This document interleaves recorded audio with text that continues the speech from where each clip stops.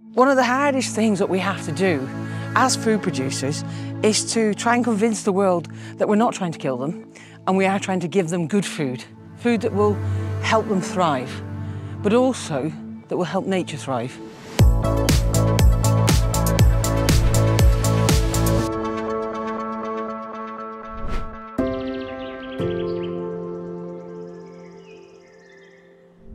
What if the food we eat could rebuild biodiversity and be part of the solution, not a contributing factor to the climate crisis? That's the question that participants of the Big Food Redesign Challenge, launched by the Ellen MacArthur Foundation and the Sustainable Food Trust, set out to answer.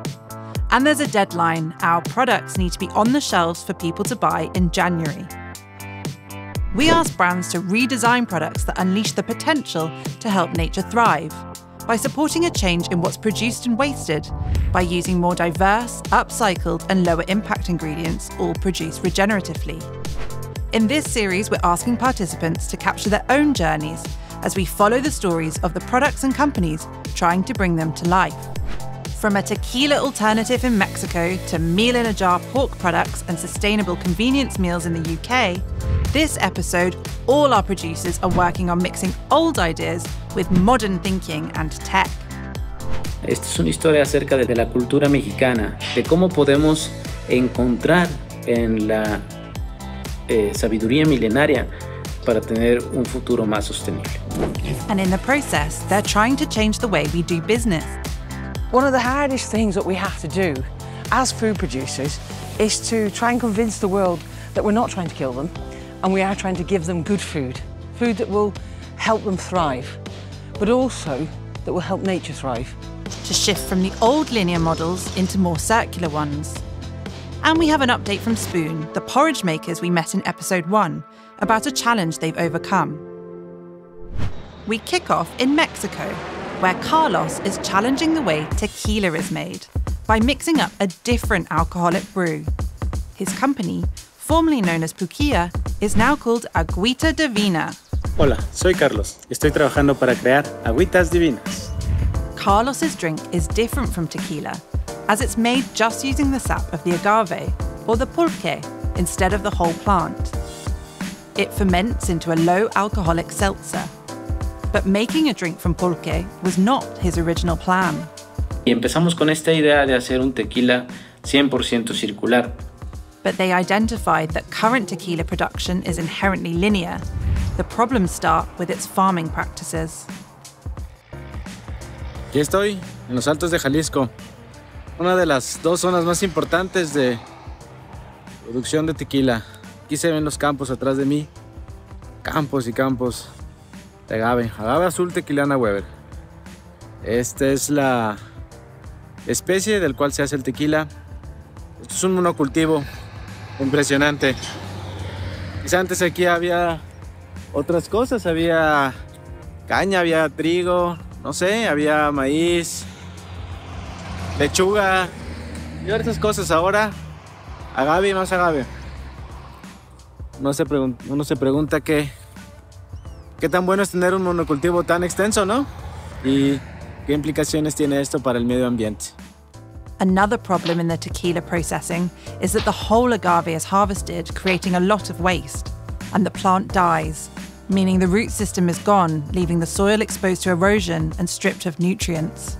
En este nuevo reto nos planteamos cómo ni siquiera producir este desecho. ¿Cómo podíamos rediseñar el producto para que esto desapareciera por completo lo más posible? Y ahora sí, en lo poco que quedara, reutilizarlo. Y así es como empezamos a tocar cada uno de los puntos de la cadena de producción del agave tequila y analizarlos y empezar a buscar una alternativa mucho más amigable. So Carlos looked back at the old ways to pre-Hispanic times for inspiration. Entonces tomamos un sistema que tiene siglos en México que se llama Milpa. Es un sistema regenerativo por diseño. Es un sistema donde simultáneamente conviven el maíz, la calabaza, el frijol, los chiles, el quelite y el agave. En este sistema el agave tiene la función de infiltrar el agua al subsuelo y evitar la erosión. Another company trying to change the way they farm and help the soil, not destroy it, is Porcus in Yorkshire in the UK, who are making pork-based meals in a jar.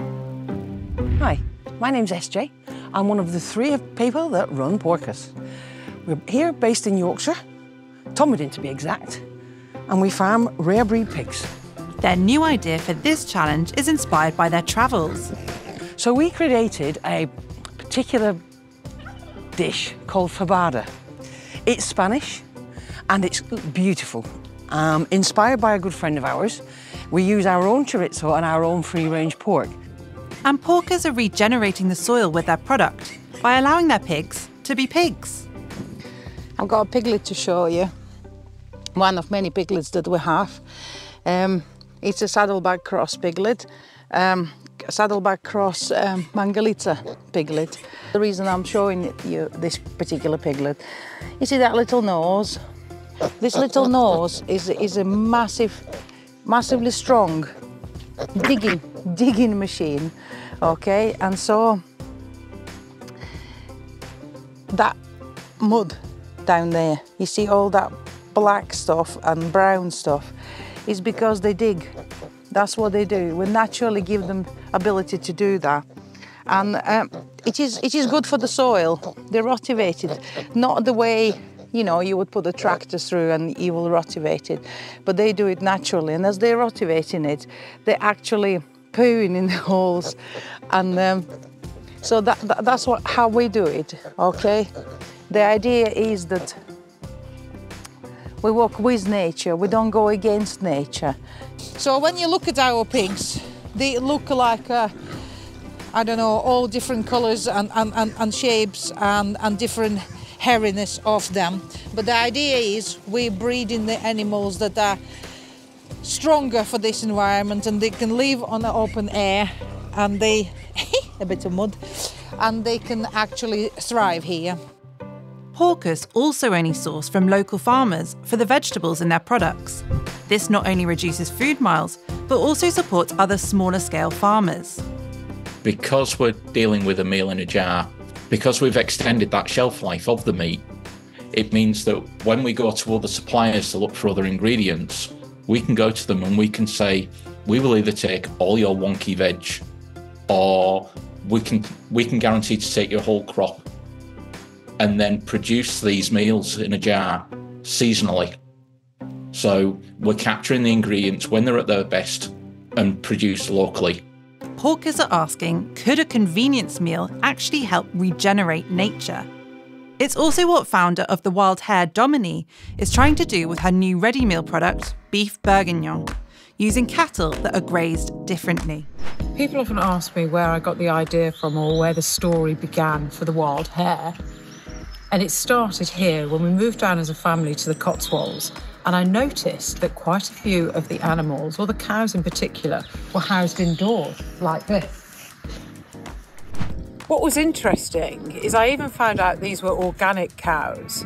So knowing that they were inside for most of the months of the year and coming outside only a few, then I wondered, was this system actually the system that was working for us? And when I say working for us, was it good for the soil and was it good on animal welfare? And then, was it good for our tummies? So Domini decided that mob grazing was the best system for feeding the cows to go in her beef bourguignon. It's a traditional farming system where the cows feed on smaller areas for a shorter time. But I noticed there were cows that were out all year round. They were feeding on grass all year round. They were moving in a mob grazing technique where they were disturbing the soil and the root structures at different levels, allowing for different varieties of grasses, legumes and clovers to grow. Now these have to be better for the animal. These have to be better for the soil through the different root structures that create more carbon to be locked in at all different levels. So if we are getting this cow feeding on some of these brilliant natural salad bar of ingredients, it's got to give us nutrient-dense foods. So what we decided to do is to encourage farmers to mob graze. So allowing their animals to be outside most of the year, and to create a pattern of them grazing on areas for less time to encourage different trampling habits. But the wild hare didn't stop there. To assist even more farmers going back to the old ways, they've come up with a very modern idea: an app to help farmers monitor their soil. The grazing app is free for farmers, and what it will start is their regenerative journey. So they can use this app to understand when to move their animals, because obviously if they're moving them at the optimum time before the soil has eroded, then their yield's going to be better. But not just their yield, you're going to be capturing more carbon. So that itself is regenerative. So here at the Wild Hare, we're just trying to move as many farms into nature-based farms, into regenerative farms. So with every meal sold, we bring more and more farmers into our supply chain. The Wild Hare also use as much of the animal as possible in their product and include cows retired from dairy farming.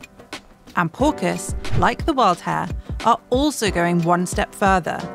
They're not just making and selling products, they're also selling an idea by helping other farmers to do what they do. We've realised that environmentally, we can't expand to a size to be able to produce this on a very large scale. So what we're trying to do is we're trying to produce a very low pain method that other producers could pick up. If there's a small farm somewhere else in the UK that wants to start to produce pigs, we're providing them a method to be able to feed that into an existing product. But changing hearts and minds of other farmers in the cost of living crisis is not easy. There is a lot of people that right now feel they need a safer approach. They don't want to be pushing the envelope. They don't want to be doing things that are different. But we need to convince them to do that and to come along and be part of this team for the greater goal that we're all going to enjoy. Back in Mexico, as well as improving the soil like Porcus and the Wild Hare, Carlos at Agüita Divina is trying to reduce the use of resources and energy. El pulque es la fermentación directa del mucílago del agave, lo cual evitaba tener que mover piñas, solo movías el líquido que necesitabas. No tenías que cocerlo porque los azúcares directamente se hidrolizaban por formas biológicas y ya no necesitabas el consumo de vapor y de agua. Ya no necesitabas molerlo porque todo era líquido y entonces ya no producías desperdicios líquidos, desperdicios sólidos. So now, a few months into the production phase of the Big Food Redesign Challenge, what issues are there on the horizon for our food pioneers? Spoon Cereals, who we met in episode 1, hit a stumbling block in their development process and are rethinking their use of the ancient Norwegian black oat ingredient. I love the idea of ancient grains and with the upcycled ingredients, but it's a question of, at the moment, I think this specific recipe is trying to do too much. It's too different to a normal porridge, and it's also going to be very expensive. Yeah.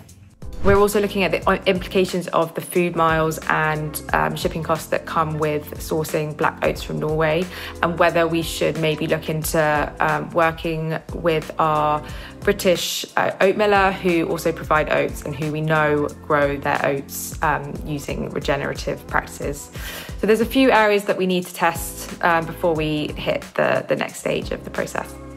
For Agüita Divina, the next biggest challenge is finding people who are trained in the Milpa farming system. But they have a solution: to get the few remaining farmers to train up the next generation. También hay una retroalimentación directa del agricultor mexicano que tiene conocimiento de la milpa y que tiene conocimiento de la extracción del pulque, y entonces el mismo pulquero es el que va a dar la capacitación para rescatar esta técnica. For Porcus, it's getting the balance right between farm work and creating the product for the challenge. The bit that really worries me is the fact that we're a team of 3, okay? And one thing that's got to go at all times through our mind is that the farm's got to survive. Farm work is hard enough as it is. So to be able to push this even further is going to be a real ask. the wild hare are also having to navigate obstacles. Some of the main challenges we've had at the Wild Hare is actually being part of the convenience sector, which actually is quite a villain within the supply chain. And what we wanted to prove is that we could buy British protein, British meats from farms here in the UK, and that we weren't pumping our meals full of emulsifiers and starches. I mean, it's one of the main reasons that we went into it, was to show that if we can do it in this convenience sector, it can be done anywhere across the food chain. I've always said from day dot that we leave this place better than when we arrived. That's it's good manners and it's humankind. And I think if we can come up with something that we know that we're driving things in the right direction, and that there is a good chance that by creating the circular economy and working within it, the earth that we so need and love, it survives. And that we've played our part. Coming up next episode, for many brands, it's the moment of truth as they put their products to the taste test. So yeah, let's see what everyone thinks. We're trying to promote what we do. Hopefully it will work. And Vincent gets his test results back for his cacti products, which will allow him to go to the next stage in production. Today I'm equally elated, anxious and very excited. Since today we're expecting the long-awaited results from the Kenya Bureau of Standards. We made an application months ago, and today we are about to receive the results, and man, fingers crossed, wish us good.